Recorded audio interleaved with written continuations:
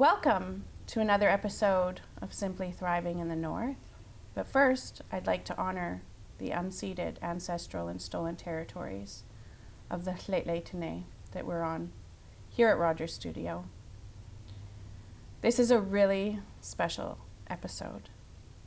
In terms of this series on intergenerational trauma healing and breaking cycles, it felt very fitting to have an episode with my mother coming on. So, I'm your host, Auroara Leigh, and this is your other host, Brent Goerz, and we have Debbra Leigh here today. Welcome, Debbra. Mother. Thank you. I'm happy to be here, daughter. I was so impressed and excited to kind of have this opportunity because, I mean, from the first time that I met your daughter, right, it's just that connection that we had, and you knew that there was something special and spiritual and connective. And so to then kind of get suggested to me that we were going to get to meet the birthing person of Auroara. And as we just were kind of talking about with our other guests, that's the physical vessel, but kind of within a spiritual context, it's something totally different. And so I'm very curious to kind of hear about your journey, because when we interviewed Auroara a while back, she shared some of her journey about kind of living in the bush and being connected to nature and the land and the animals and everything else. And my assumption is that you were there too. I was there too. It was a beautiful moment in time. 8 years that we spent working in a remote lodge. And it, by today's standards, I guess it wasn't really remote, but we didn't have roads. So in the winter it was helicopter, in the summer it was boats, and it was a different lifestyle. And I would not have given it up for anything, but when we left, it was time. Life is about change and moments. I miss it all the time. And I think one of the things that Auroara shared is just her life in these chunks of time, that it was almost like chapters, right? And so I'm curious, because one of the things we talked about when I interviewed Auroara is determining that time frame. And is everyone's time frame similar? Or is it, like, what did you say, 7 or 11? 7 years. 7 years. Yeah. The 7-year cycle is, and so was her experience, her perception of her 7-year cycle consistent with yours? Or did you kind of come from a different perspective? Because as the responsibility of a mother, sometimes time flies, or sometimes time really stands still when you're stuck. And so I'm curious, just with regards to your... We experienced it probably different because we were at different stages in our lives. Well, even the 8 years you said you were there, I was there 7, you were there an extra year from me. Okay. Yes, I'm kind of going into the last year a little bit, right, where we had to close up and get ready to leave, but we also had to decide what was next in life. And that's the responsibility of a parent, right? It's just like, we've got to provide, we've got to put a roof over their head, we got to put food in their belly, we've got to do that responsibilities thing. Yeah, and sometimes, we get wrapped up too much in that responsibility part, and looking back, I would have done it different because I didn't give Auroara or her brother closure from that phase in their life. But how do you know what you don't know? I don't. Right? It was probably later on that you started to connect the dots as to the importance of definitely later on. Ritual and closure and moving forward. And so one of the things we talk about on our show is not beating ourselves up for past choices, because you actually did the best that you could. Because I know that because of your daughter. I know that because of who she is today and the gift that you've offered her and the springboard that you provided her to be her own person, because otherwise she'd be stuck who knows where. We were just talking about this on the drive down. And I was talking about how the time and the skills that I had there, they made me survive in life. Yeah. Because living out there, I had my own gun. Like, I took life by the hands, right? Like, of whatever. And that tenacity and ability and thought processes that were the resilience that was brought forward then when I was out struggling as a youth and as a young adult. Yeah. In a world so foreign to me, I had all of those. That was resilience. Yeah, that was the foundation that you had. Oh, definitely. And I mean, she'd be driving a truck at 9 years old and couldn't reach the pedals, so we'd put big blocks on the pedals, and then here's this little head, and she was one of the best drivers, and still is to this day. And she could operate a boat and not think anything of it. So our life experiences, whether we view them as good or bad at the time, they all bring gifts, right? Absolutely. And strengths. And well, and I'd always wanted to write a book, and somebody else actually took the book and stole my title, is the Art of Raising Free-Range Children. No. And really, when I was hearing her story about when you guys lived in the bush, right? That's really what was going on. At least that was my perception, kind of as an outsider looking in, is this idea of free range. And you talked about the gift of being alone and having alone time, but not being lonely, right? And so now we look at over-programmed kids and helicopter parents, and it's just like, well, no, you didn't have that option because you had stuff to do. Yeah. And so the kids were just there, and they had to entertain themselves. It wasn't your job to entertain them. No, it wasn't our job to entertain them, and maybe they learned a little bit too much about working and not always wanting to. I'll tell you a funny little story. So, of course, you know, there's cabins to clean, there's work to do, there's always chores, but there was a lot of time for fun as well. But we would pay the kids a nickel for every cigarette butt that they would pick up on the property, you know. Because guests would come and always looking nice, and that was a time. This is 20 years ago.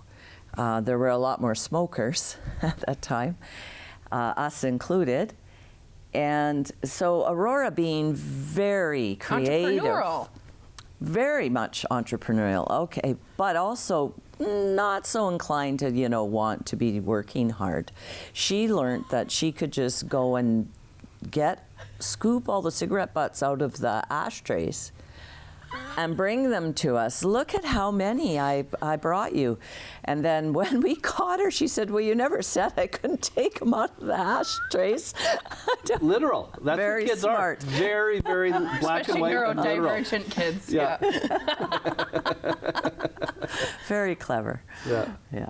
I didn't know you'd share that story. I didn't know I would either. Yeah. It just seemed right. Well, and the resiliency factor of nature at that time, having peace. And so I think when you were talking about us being out there, I was thinking about the constriction that was before we went out there. Yeah. Right? And then all of a sudden we have the opposite of constriction out there, you know? And then in life you come back into society and there's a different kind of constriction, right? Again. So these aspects of that. But we had a time of healing out there, and I think nature brings that too, those resiliency factors of you know, our ancestors always lived in spaces that weren't developed societies, and so like the you know, what activates for you when you get to be around a campfire every night with humans, exactly, sharing and singing and, you know, and just being with nature and the water and just being, not this 9 to 5, this is what life is. You look at these individuals who are actually coming out to these hunting camps or fishing or whatever, right? And they're spending a significant chunk of money, like their free time, they take vacation, and what they're doing, and yet this is your life. And and so recognizing that, you know, the gift that you're offering is actually the gift to yourself. and you get to do this 24/7. Even though it can become mundane, it can become difficult. It really was a gift of 7-8 years for you to kind of be in that situation. And now, as a trauma therapist, I kind of have to kind of encourage people. We know that the first most important thing to do is get outside and do something. And it's almost like we're having to reinvent what happened, like you said, in a hunter-gatherer society, where it's just like, well, no, that's a given, right? You guys worked. You guys were outside, you know. And yes, it was cleaning, but it was an integration of life, where you're having to do. And so that's a third of what we know it takes to be healthy, right then and there. Yeah.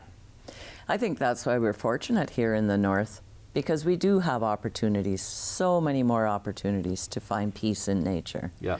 You know. Yeah. And if we choose. If we're not disconnected, like the dissociated, you know, because you meet a lot of the younger generation now, and they're stuck in their rooms, and their big screen TVs, and the parents who have money just throw money at their kids and make sure that they've got the latest games, and you know, they're stuck. They don't realize that there's life outside. Yeah.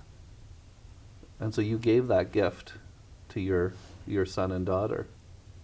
Yeah, it was the most sacred place that I still can center to that feeling that I had there. Yeah. And it's also that freedom, and the freedom of self that I developed while there is now this gift that I be in the world to remind people that they can also be that. Yeah. Because the social conditioning of standardized school system, all that, right? Yeah.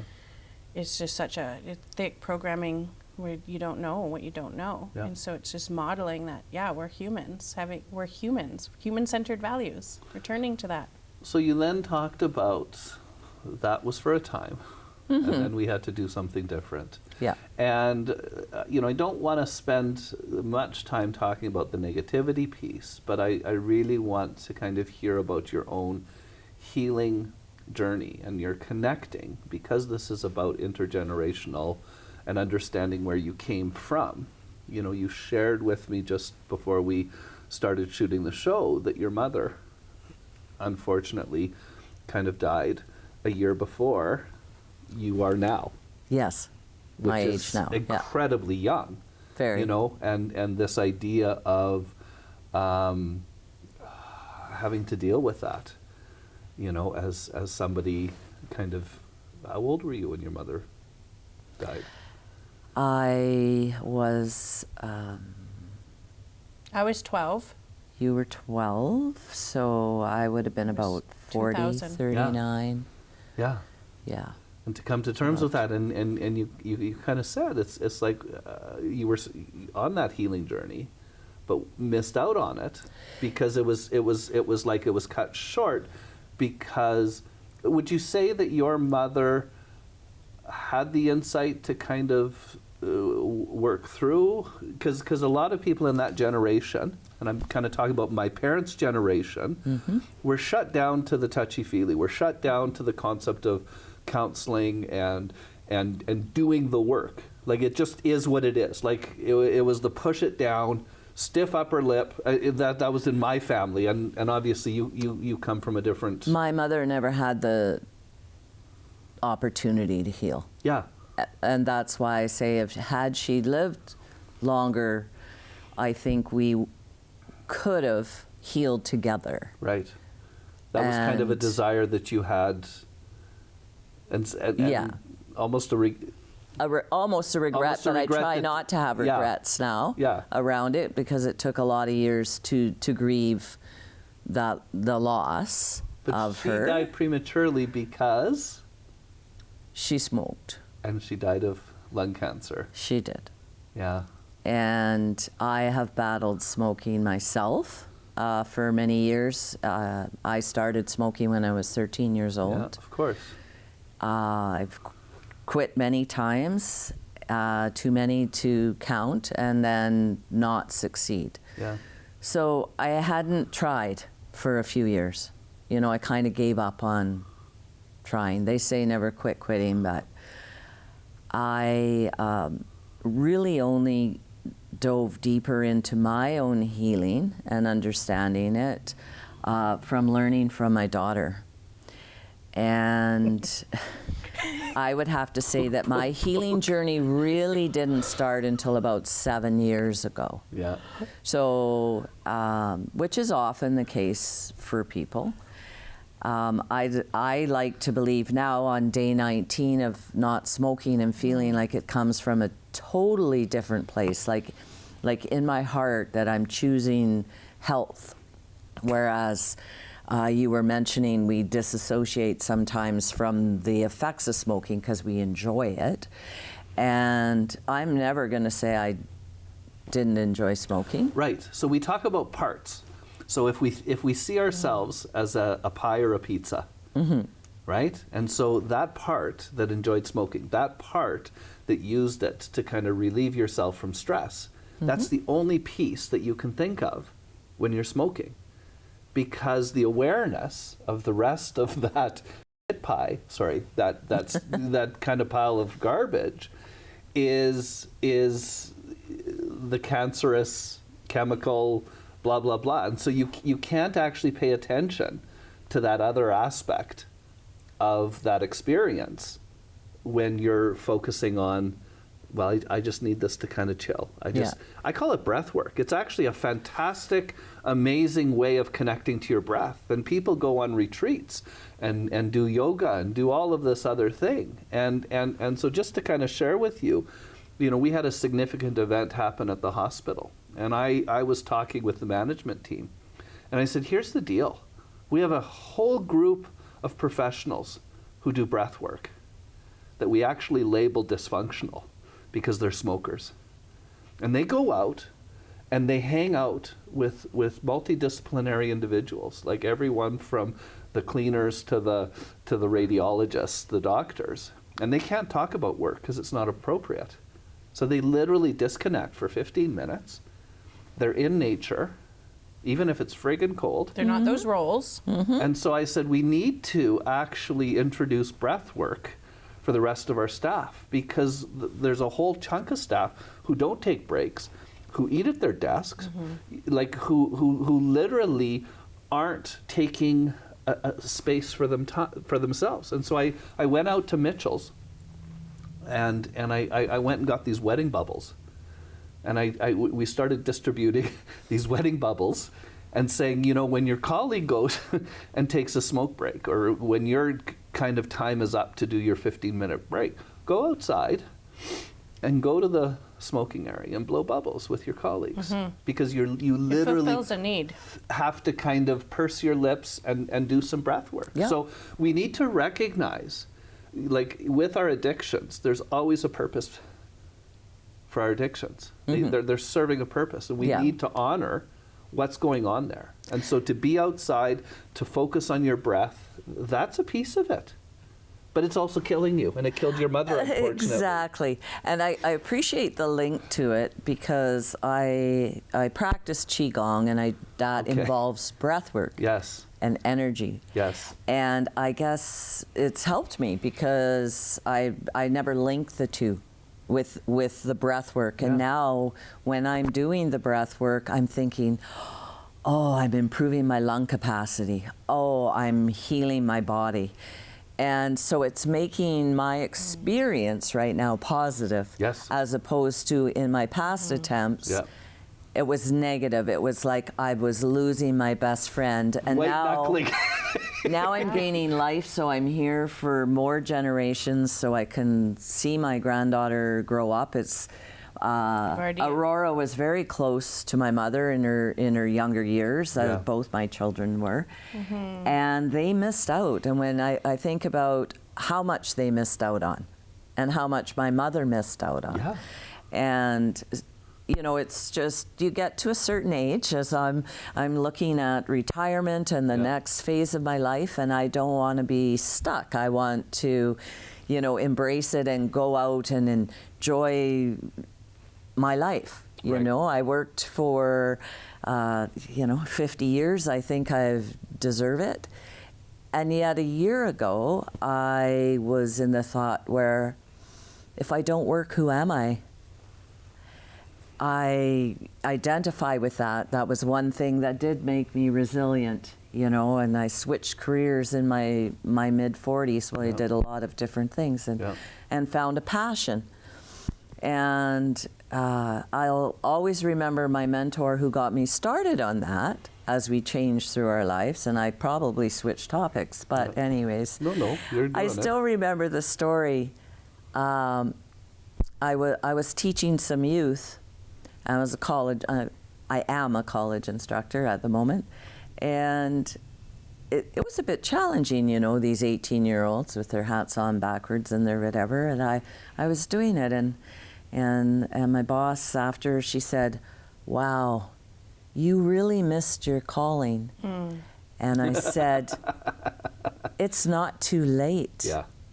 And immediately from there, I went on to further my education. I went as far as my master's, and maybe that was influence for my daughter too, who worked so hard to get her education, even as a single mother. And those are the things when we talk about resilience and we talk about change. And one thing that I was afraid of going into retirement and change was becoming stuck. So I want to stop you there. Okay. And you might have heard this before because you actually sat in on our previous interview. But within narrative, how you tell your story is how you feel about it. And I see my job as a therapist as an editor. And so I would encourage you that it's actually not retirement you're talking about. You're talking about semi-retirement. And so I'm part of the Men's Shed. And in Vanderhoof, they have this fantastic sign that says, "We recycle talent." Mm-hmm. And so every man that kind of comes into our shed, right, is seen as a resource. And we don't let them say you're retired. Because actually what happens when you retire, you lose meaning, you don't have anything to do, you're dead within 14 months. Mm-hmm. And so we don't want that to happen. You have 20 plus years of productivity. Mm-hmm. And to be my manager. I'm just kidding. Yeah, exactly. You're looking for a manager. But we're not talking about in the in the Western sense of productivity. We're talking about, as my dad's younger brother says, being retired is like being a teenager again. You have your allowance, and you have way too many things to do. And that's how you successfully semi-retire, is you got way too many things to do. Because if you're an educator, you know, you've spent kind of that midlife career, you can educate till the day that you die. You will teach till the day that you die. You taught your daughter, right? And kind of made her homeschooled me, literally. who she is today. And you know, kind of the what do they say? The student shows up when the teacher shows up when the student arrives, or is ready. Is ready. Is ready. Yeah. And so the rest of your life is all about choice and having students show up, and you don't know what you're going to teach them yet, but you know that you know how to teach. I'm going to jump in here to just share how much my mom has impacted students, because there are people that will come up and say, "Your mom was my teacher, like however many years ago," or, you know, and she impacted my life. I watched my mom understand social determinants of health before it was even very talked about. She would go above and beyond in her instructor role to be there, especially for women, I noticed. Yeah. Because the big arc for my mom coming into her own was that into her instructor, coming out of the domesticated, like, we're just doing this together, you know, at the lodge, and other roles, because her and her partner also owned a pizza shop together. So it was very much, when she first went to become an instructor, that was her own thing, right? And it was big. And so then when she'd see other women, she'd also help them. If she saw that they had turbulent households, she'd help them. Yeah. If she saw they had barriers to childcare or transportation, she'd help and make sure they were successful to complete the course. But I'm talking hundreds of students Yeah. and the impact that she had on them. So no wonder that identity is hard to give up. And so when you hear now that you don't actually have to give up your identity, that can continue on. You can teach till the day that you die, Yeah. your last breath, This is Wow. true. right? Resilience. I'm going to teach on a cruise ship. Hard to manage your career on a cruise ship, but I guess there's Zoom. That's the beauty of what COVID brought us. Really, I Okay. I taught in the classroom most of my career, and of course had 2 days' notice to leave the classroom. I haven't been back in the classroom because they shifted me online, Yeah. which really is a disconnect. So it took a huge adjustment for me to adapt to that, and I really felt like I was missing something, So like can you lot. teach an old dog new tricks? Well, that's the resilience is human I had Right. to. adaptation. You had to. I You didn't had have a to. choice, Yeah. right? I 'Cause didn't have a choice. COVID didn't have a choice. Like Yeah. I refused as a therapist to go online before Yeah. COVID, Yeah. right? I had to find satisfaction in it, in Yes. knowing, even though that we were more removed, that I was still helping them succeed. And I had to, but I couldn't see it as much, right? The feedback loop was missing. The feedback loop was missing, because once they weren't in one of my classes, they might have been in one of someone else's. Yeah. And so you didn't get to see the end result, which was always so satisfying. So how did you make up for that? I think that's when I really started with my energy work and more focus on myself, and kind of observing that, oh, this is kind of missing a piece for me, like something that gave me satisfaction, right? So how did that start, Mom? How did that start? My little jaunt down healing. How did that start? So one Christmas, about 7 years ago, I'm opening my gift from Auroara, and she was 7-year cycle, Mom. Notice 7-year cycle, and she was not there with me. So I opened this. No, I was there. Were you there? Oh, I remember your face. Oh, okay. So I'm sitting there, and I'm open this gift certificate, and I look at it, and I'm like, theta healing? What the heck is theta healing? That face. What is my daughter doing to me again? And I don't think I used the word heck even, but anyways, Well, it you're took saying you're me. not a hippie? Like, No, I'm like, okay, what is this? What's she was. getting me into now? As here I sit on this show. Yeah. What's she getting into me now? It took me about 3 months, though. I had to sit on it. I had to look up what it was. I had to try and understand. I still didn't really understand. did you have a master's degree at this point? Yeah. Yes. Okay. So I knew how to read and look it up. Right. And- Research, but it was just it pushed you out of the boundary. I wasn't brave enough until the following spring. I remember when I first went Yeah. to my first session, and I was hooked after that. Mm. And then I stayed with that for a couple of years, but then I moved on to, my daughter was studying Reiki, and I said to her again, what the heck is Reiki? I just don't understand. I had to have a session myself to understand. So Because it's not an intellectual process, right? And so the interesting piece that I'm hearing here is you required the education to have the acknowledgement, to step out of the domesticated kind of traditional female role, and that was an intellectual journey. And now, kind of the next level yeah. was actually the integration to the... Because of crisis, though. But so because she of opened crisis- up to it and needed it and noticed the difference it made because of crisis. Yes. Because of the feeling because my stepdad had cancer Okay. and a bunch of other stuff all at the same time was happening. So like you talk about, right, with crisis leading to, Yeah. that's why when she felt the effect, you couldn't question it. No. Whereas if she wasn't in a space of crisis, it could have just been, well, that was kind of Nice peaceful. little but intellectual exercise and as you learn, in a crisis, that sometimes you're not just dealing with the current crisis, but No. it's bringing up all the other things that you hadn't necessarily dealt with, including the death of my mother and other things in my life. So I did not want to go to traditional counseling.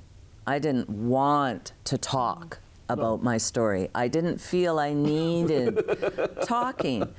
And it opened a whole new world for me and a whole new understanding.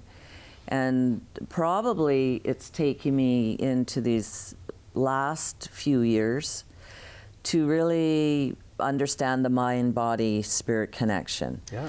Whereas I really functioned from my mind. Yeah. I was a doer and organized and brain, and I'm, going to control all of this, including my life, because I needed to or felt I needed to.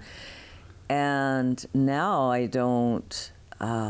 When I've become more connected and opened my heart more, and been able to do that is really where the true healing is starting to happen, and I am so excited about this next part because I'm learning awareness. I've learned that along the way, but really to be an observer. And when I start to see and learn about some of the traumas and the things that had happened to me, and how they say issues stay in the tissues, I just get excited about it now, about releasing them. Well, what am I going to discover next? Right, because we went through many years ago, people were taught with trauma, especially as we were starting to initially diagnose PTSD, post-traumatic stress disorder, and it's only been since 1982. Most people don't realize, right? That's in our very much kind of consciousness, 1982. Right? Yeah. We can actually go back and I know when that was. figure out who the top singers were back in 82 and what we were doing and everything else. But so that's very recent past. And almost immediately, it was told, well, this is what you're stuck with. If you've got PTSD, you're stuck with it. Like, learn how to cope with the symptoms of PTSD. And now, like, within the last 20 years, it's like, forget about that. Like, we can move through that, right? You can't avoid it. You can't compartmentalize it. You can't drink yourself through it or whatever. But there's hope of transformation, right? And so hearing about, like, intergenerational, like, I'm assuming that it's not just your mother where things were passed on down from. No, not at all. Very far back. And so as like, was that part of your journey too, in kind of understanding, you said it, that things were in your tissue. Yeah. Right? And so as you reflect back on, or have reflected back on, the multi-generations, the intergenerational kind of trauma piece. The multi-generational was definitely, when I look back and I see the complete patterns, even similar experiences, repeating themselves, and so, my mother was married 3 times. Her mother was married 3 times. Her mother was married 5 times. I was married 3 times. And the differences in them, and every time that now I can look and see what the choices my mother made. Yeah. And then I can see the similarities in the same way I showed up in relationships, and then for my daughter. So I decided at 5 years old I never wanted to be married. Right. And I decided at 12 that I would never be an alcoholic like my grandmother. Right. yeah.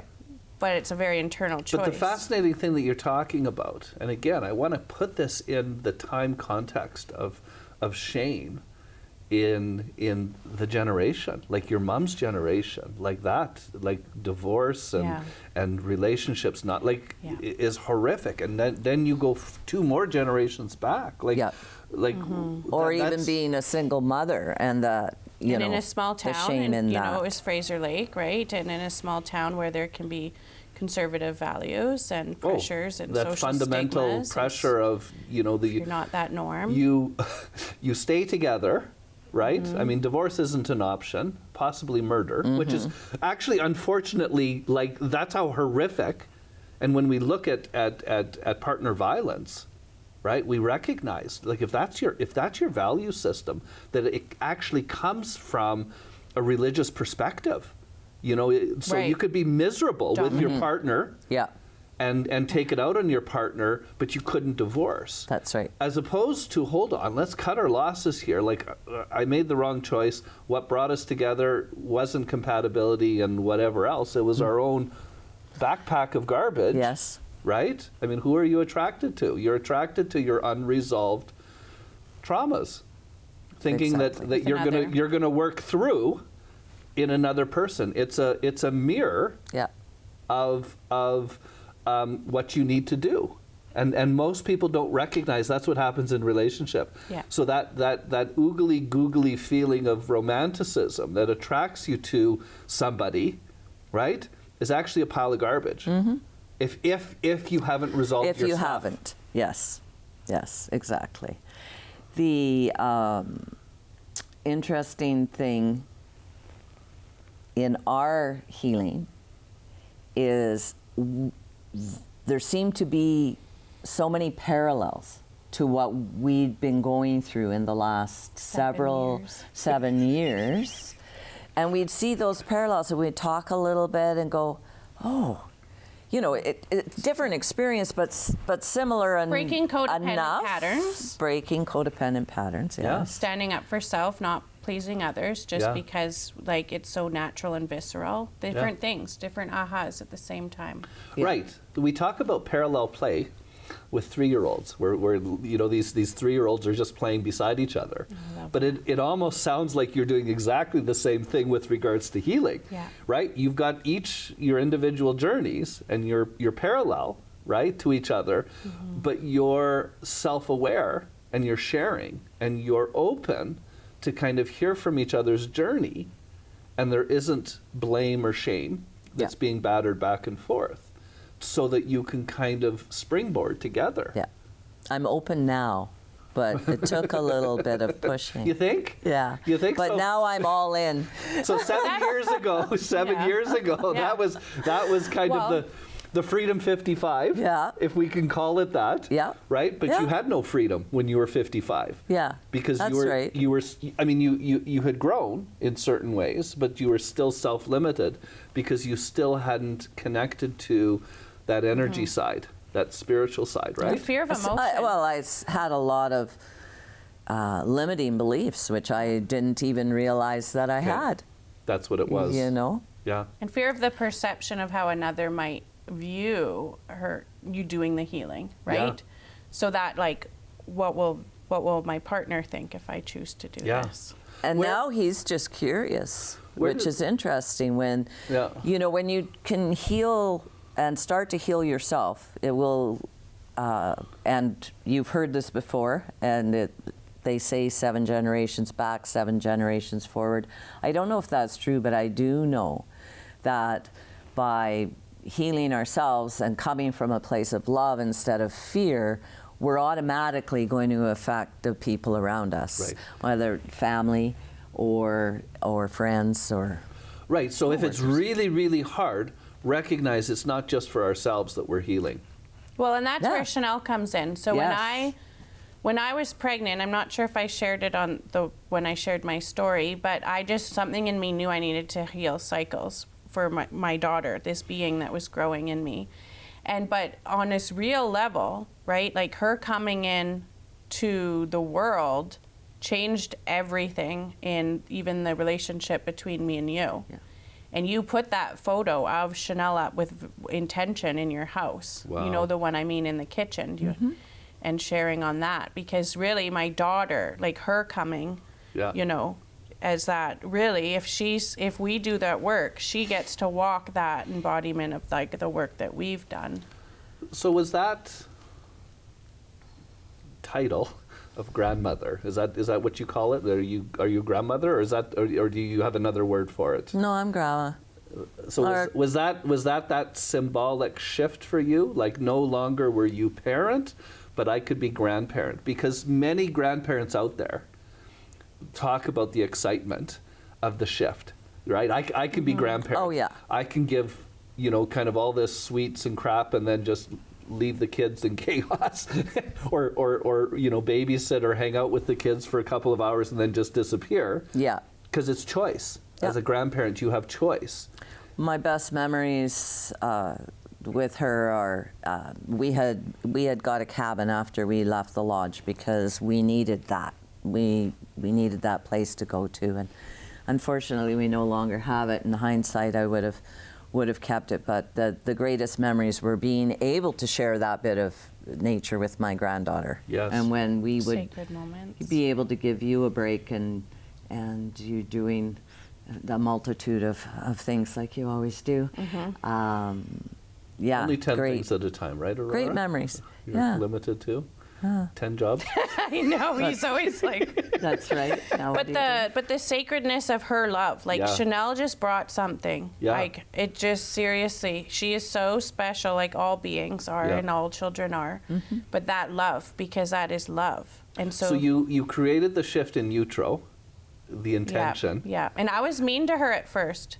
I was mean to my mom Okay. because my anger was coming up. I'm not going to be repeating cycles with this one, and I was in my process of my brain becoming aware. Right. Angry or boundaried? Because I'm really curious with regards to how you see emotion. Like as you've been growing, because lots of times people put value statements on emotion. And, you know, people talk about going to anger management class. Well, it's like, hold on here. If your boundaries have been violated, anger is your friend. Like, push back, draw the line, you know, kind of tell people where to go pound sand. And so even though it was hard, I don't know if it was hard for you, but it's what you needed to express to your mother at that time to become boundaried. Yeah. Because it's like this little one, this little one doesn't have a choice. I have to protect this little one. I am Mama Bear. I even moved 10 hours away eventually. Yeah. Right? And so how was that for you to kind of experience that pushback? Like, I'm sure there was some time to kind of process that pushback. Well, it was hard for me because anger was always a dirty word to me. Okay. You mean how you were raised? Because I was raised in anger. And so I would do anything to avoid conflict so that there wouldn't be anger. I'm not an angry person in nature at all. Yeah. But I also, therefore, I don't deal with it well, and I don't deal with conflict well. And when I would take it personal, very personal, my daughter doesn't love me. Do you know what I mean? Yeah. Like I've done something wrong. But now I understand better, but I think it'll be a challenge my whole life, right? Well, who knows? Because like when we talk about turning chapters, right? So you said yourself, 7 years. We get to start a brand new chapter. Like, and I don't know when we demarcate the chapter shift, but if you think about, you know, the next chapter of your life, whether you call it semi-retirement or whatever, right? Rebirth, right? I mean, that's the organic piece, and so never say never.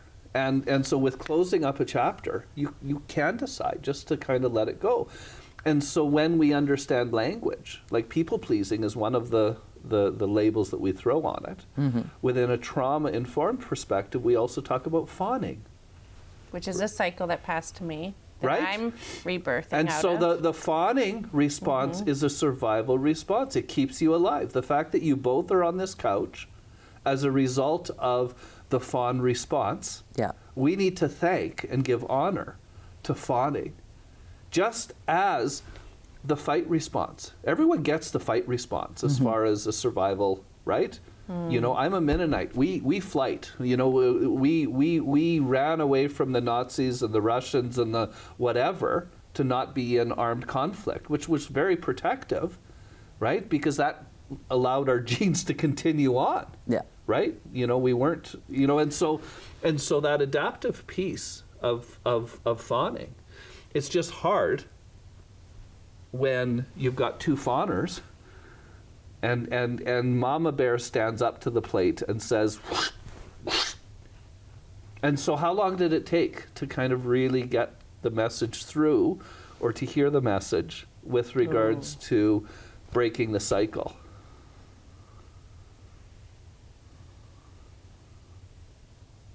The couple of story years, I'm yeah. thinking of. You have two stories going on here. Maybe. Well, no, because it's perception. It's very interesting, and just to touch on something. So Aurora's set that intention with Chanel in the womb.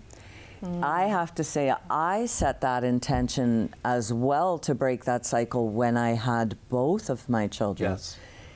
And yet, if we're not at that point where we even know that we're repeating Yeah. But the a resources pattern. weren't available then, too, in No, her defense. this is true. And you're doing the best that you And can you're doing with the the best. tools that you had available at the time. Exactly. And definitely I didn't repeat. You know, I didn't Yeah. repeat identically the, Yeah. you know, what transpired for me. Yeah. But it has repercussions. It does for anybody. Yeah. Right? Until we can look at it. But, okay, so what was the story? When do you think it shifted? Well, when I moved back from Kelowna, after my 7 years in Kelowna, it was not expected that I moved back, but I was pretty burnt out from my degree, and really Chanel needed, I felt, more family around her again. And my mom visited a couple times when I was there, right? And we came up a couple times. And there was resistance of me coming up, not by my mom, but by my stepdad. And I think it was that point where I said, no, it doesn't matter if I'm here. And I had a fight pattern come up and erupt out of me almost like, no, if we need family, we need family. And that's that. And I think that's when the shift happened because, I mean, my mom you would have been conflict avoidant at that time of me and Andy having that interaction, I think. But that was the shift to what matters is love, in my perception. Right. Yeah. Well, and that's I think at that point too, though, there wasn't time to process it because you might have known you were coming, but we didn't know until 3 days before that. What, you're moving? You're doing what? Do you remember that? But you said to me also that we were going to need you. Do you remember? That was one of the reasons that you came back. Yeah, I did. And maybe it was me who was going to need you, but you said and Andy. You're going to need me. And So there was some vulnerability there. So instead of getting that angry mama bear line in the sand, which is what kind of needed to happen initially, to kind of from your focusing on Chanel and what you needed to provide with her at the beginning, now all of a sudden you're actually looking at the intergenerational support. Well, my intuition knew the crisis that was going to come before it came for some reason. Okay. And I knew that I needed to be there also to support what was to come. Okay. But then also with the COVID, it was better to be up north during COVID too. You have, well, all of the timing worked out. But here's the fascinating thing, and I don't know if this is just a rabbit trail that we should go down or not, but you came back to the seat of your struggle because you had done this 7-year work, and the community, the individuals, the wasn't able to accept you as this transformation. Yeah, no, and they still don't. Yeah. Right. No, and I get that. But my fawn was activated, so I was quite in my healed space there, and I went back up here and my fawn activated in such a big way. Like, you don't get a choice when it activates. No, it's a this is what people don't recognize, is when our survival kicks in, when our ego, life or death, whatever, is impacted, like from a trauma response point of view. We're talking about 1/100th of a second or less that it kicks into gear, and we respond chemically. We respond not out of choice. It's not, hey, what should I do here? Right? Should I fight? Should I flight? Should I freeze? Should I fawn? It's not this conscious choice. It just, bam, it happens. Yeah. And so when you think about how you create that resiliency, right? You almost titrate that response by just kind of going into it a little bit. Like, first of all, having the awareness, and then just step your little big toe in it, and then step back, and then regain your strength and ground. And it sounds to me like, Auroara, your journey is still in that titration because you're living in this small community that rejects me. That there's parts of you that they're rejecting because they haven't given permission for you to grow. You're stuck as a 16-year-old or whatever the age is, right? You're this person when you're blah blah blah. You're not this rock star kind of individual who's won these awards and is doing all of these things and is a wellness anthropologist and has transformed, helped her mom transform and kind of grow and heal, and the impact that it's having for others, right? It's like, who and is my daughter that? just wrote this week a paragraph that I'm her role model. She wrote that for her class. And you don't even know that that's what it's all about. Like, when I hear that, I don't care about any, like, the awards. I care about getting our statistics down in communities. I care about that. But hearing that is my daughter saying that I'm her role model. I said, well, what did you put? I don't know. I wrote a paragraph, so it means it was from her heart, right? Because she'll remember. Right. But the resilience, too, I needed to come back because I needed community, and I knew that's what I needed, because that's a resilience factor for all humans. Yeah. We need community around us, especially when we're vulnerable. I was vulnerable because I was burnt out. Yeah. But I didn't have the supportive community that I thought I would maybe when I came back. But me and my mom had each other. We did have each other through all of it. Yeah. No. So and we've grown stronger too. As we kind of explore, like, community resiliency, because I really feel like, and correct me if I'm wrong, like, I've got some connections to your small community, but I really feel like if you step back, there's a calling here, right? In the sense of transformation for that community. And there are individuals in that community who are ready for change. And I come from a fundamental kind of Christian background where we kind of talk about kind of the seeds of the Spirit and blah, blah, blah, blah, blah. But in a broader sense, when you look at the energy, right, and you look at the collective, and you look at all of the ingredients to create a transformation, the cool thing is, in a small community, it doesn't take as many individuals, right? And so when you're talking about kind of your upcoming opportunity of sharing and caring from the heart within a musical way, and we know that music is the back door or the side door of connection, right? Whereas if people are cognitive, they'll shut you down because they have all those filters. And so I guess what I want to kind of just end up with was kind of the next stage, the next chapter, the next experience, where you've got this tag team, mother-daughter. And granddaughter. And granddaughter. Because the reason I like that I'm the role model is because she sees beyond the social conditioning, right? Like, her name is Chanel, and she knows that Coco Chanel was someone who was very much chastised when she wore color. Because women were only allowed to wear browns and grays back then, and she was seen as crazy for being different. So if she's now come through and sees me as inspiring, it means she's questioning the dysfunctional norms. That's why it matters to me. Not because I want to be on a pedestal No, for her. absolutely. It's because of the truth and the reasoning as to why she now finds that in her heart. So if 3 generations, along with their allies, can Yeah. transform a community of a few thousand people, do you believe it? With love. Oh, definitely. Or larger.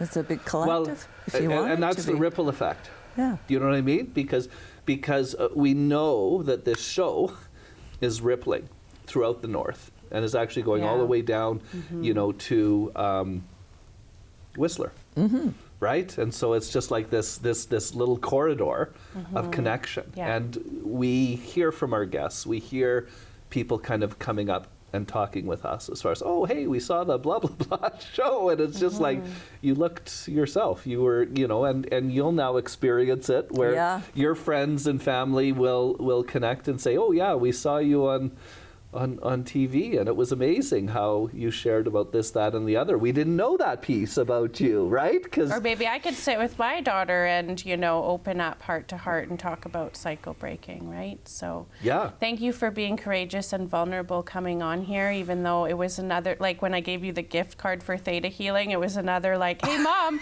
on your birthday. On your birthday, On would your you birthday. like Today is your birthday. We should tell the viewers that. I would like to say that just shows I'm resilient. Yeah, Thank and you then so maybe the much new for- chapter starts for today. inviting me. We're working on this with my 14-year-old, and it's about saying yes. Because so often in our society, or with a strong personality, our first answer is no, or shutting down. And so when we recognize the gift that we actually offer, by, it could be just, I'll think about it, right? Which could have been the conversation, how it started with coming onto the show, but not shutting it down and saying no. Because then we are open to the possibility of shifting. We are open to the possibility of transformation. And let's face it, your story here, your stories here, modeling mother-daughter transformation is huge. And there's so many people out there who need to hear this story, because they may be at the giving a gift, ooh, I'm going to try to push back, not push back, push forward, my mom in her next stage of healing. I don't know how it's going to be received, but it takes vulnerability to give that gift, to see that confused face. Or putting this episode on and just putting it on, right? Oh, there you go. Yeah. It's like, oh, okay, well, Mom, we should watch this. Mom, we should just, you should come on the show. On my birthday? Yeah. I didn't question it a lot. It was for supporting you. And you trust But the not intuition. people And I did pleasing, because trust. that titration, when No. you say There is a sacred yes difference. and that no, right? Like the titration of when you do need to say no, because so that you're not people Absolutely. pleasing, and when you do need to say yes, because you're open to new experiences. And knowing that, that's a discovery in and of itself that Yeah. really takes a long time to Yeah. know where it's coming from, hey? Yeah. I've got to the point in my healing where I can honor if I needed to say no, Yeah. but I could also explain why I needed to say no. Yeah. And I would be okay with being vulnerable. I think being vulnerable is Right. a superpower. Or not this month. Maybe we'll do March 22nd. Well, I did because that's suggest gonna work. that a little bit too. But the universe intervened and said, no, it needs to happen. On your birthday. Yeah. On your birthday, in the love month, the month of red. Yes.